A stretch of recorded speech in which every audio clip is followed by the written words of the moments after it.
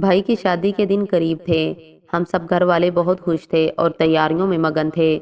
گھر میں خوشیوں کا سما تھا اور گھر کا ہر فرد بھائی کی شادی میں ہاتھ بٹا رہا تھا۔ میرے بھائی کا ایک قریبی دوست بھی ہے جو ہر وقت ہمارے گھر آتا جاتا ہے۔ میں اکثر ان کے لیے چائے بنا کر ان کو پیش کرتی تھی۔ وقت اور سمندر کی لہریں کسی کا انتظار نہیں کرتے ہیں۔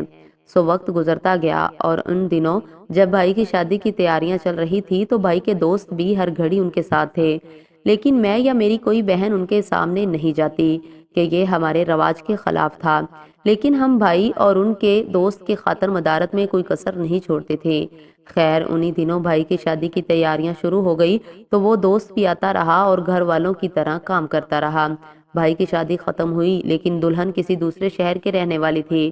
جب ہم نکاح کرنے اس دوسرے شہر کی تیاری کر رہے تھے تو بھائی نے بولا کہ میرا دوست بہن سمیت اسی شہر میں جا رہا ہے اور گھر والوں کی مرضی سے بھائی کے دوست اور اس کی بہن کو ساتھ ملا لیا۔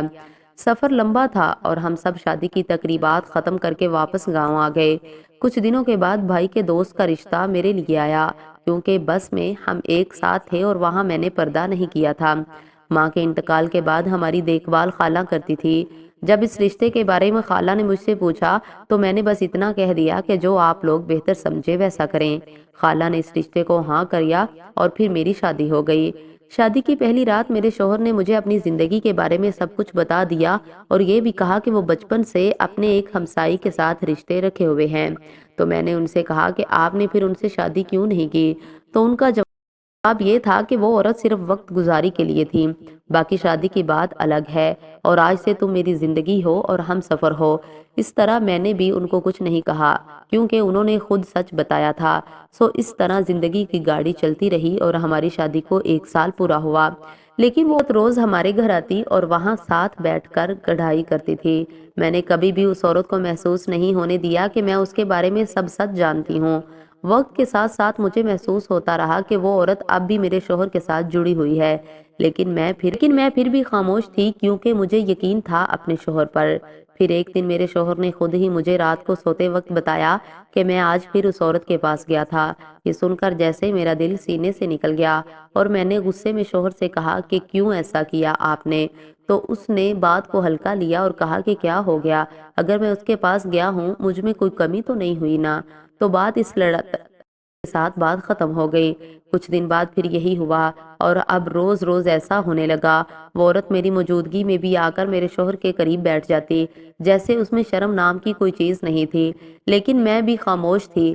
شوہر کو بار بار کہتی کہ مت کرو ایسا، اگر کرنا ہے تو مجھے طلاق دو، اور شوہر اس بات کو ہنسی مذاق میں اڑا دیتا تھا اور میرا غصہ زیادہ ہوتا گیا۔ لیکن میں مجبور تھی کہ کیا کروں؟ میرے شوہر سگریٹ تک نہیں پیتے تھے، بس ایک چکر اس کا پتہ نہیں کیوں وہ ایسا کر رہا تھا۔ اسی دوران میں حمل سے ہوئی اور شوہر اس وقت اپنی ہی روش پر چلتے رہے اور ایک دن بعد اتنی بڑھ گئی کہ میں ناراض ہو کر والد کے گھر چلی گئی اور 3 مہینے اسی طرح گزر گئے۔ پھر ایک دن مجھے سب نے سمجھایا اور میں اپنے گھر واپس آ گئی۔ شوہر نے ایک بار پھر وعدہ کیا کہ اب ایسا نہیں ہوگا، تو میں نے کہا اگر ایسا ہوا تو مجھے طلاق دینا۔ تو وہ ہنسنے لگے کہ تم طلاق لے لو گی پاگل، تم تو اتنی سی بات پر طلاق کا نام لیتی ہو، کیا لے سکتی ہو؟ بس ایسے ہی کہتی ہو ہر وقت، پاگل ہو گئی ہو کیا؟ اور اسی طرح وقت گزرتا گیا۔ میں اپنی نوکری کے سلسلے میں اسکول بھی جاتی تھی۔ وقت گزرتا رہا اور میں حمل کے سفر سے گزر کر اب اپنے بچے کے ساتھ خوش تھی۔ ایک دن میں اپنے اسکول سے گھر آئی تو دیکھا کہ میرے کمرے میں چوڑیوں کے ٹکڑے پڑے ہوئے تھے اور یہ چوڑیاں میں نے اسی عورت کے ہاتھوں میں دیکھی تھی۔ تو میں نے اپنے شوہر کو ایک میسج کیا کہ آج گھر کون آیا تھا؟ اس نے کہا کوئی نہیں۔ میں نے پھر دوبارہ پوچھا، تب بھی اس نے انکار کیا۔ شام ڈھلتے ہی آخری بار پوچھا کہ مجھے سچ سچ بتاؤ کہ اگر سچ کہو گے تو میں اس بات کو ختم کر دوں گی۔ میرے شوہر نے مجھ سے تب بھی جھوٹ بولا اور اس کی اس بات سے جیسے مجھے نفرت سی ہونے لگی اور میں شور کرنے لگی، سارا گھر سر پر اٹھا لیا۔ رات کا آخری پہر تھا۔ شوہر اٹھ کر اپنے ماں کے پاس گیا اور آ کر اسے سمجھا دیں، یہ بار بار طلاق مانگ رہی ہے اور میں اس کو طلاق نہیں دینا چاہتا کیونکہ میں اپنی بیوی بچوں سے بہت محبت کرتا ہوں۔ تو اس کی والدہ نے مجھے سمجھایا کہ بس کرو خدا کے لیے، رات کو آواز دور تک جاتی ہے، لیکن میں کہاں ہوش میں تھی، بس شور کر رہی تھی کیونکہ شوہر نے جھوٹ بولا اور کیوں اس عورت کو وہ چھوڑ نہیں سکتا؟ آخر وجہ کیا ہے؟ رات اس حال میں گزر گئی اور صبح میں نے اپنی خالہ کو کال کی کہ آ کر مجھے لے جاؤ، اب بس ہو گئی ہے میری برداشت کی۔ خالہ نے میرے بھائی اور کچھ بڑے لوگوں کے ساتھ لیا اور آ گئی۔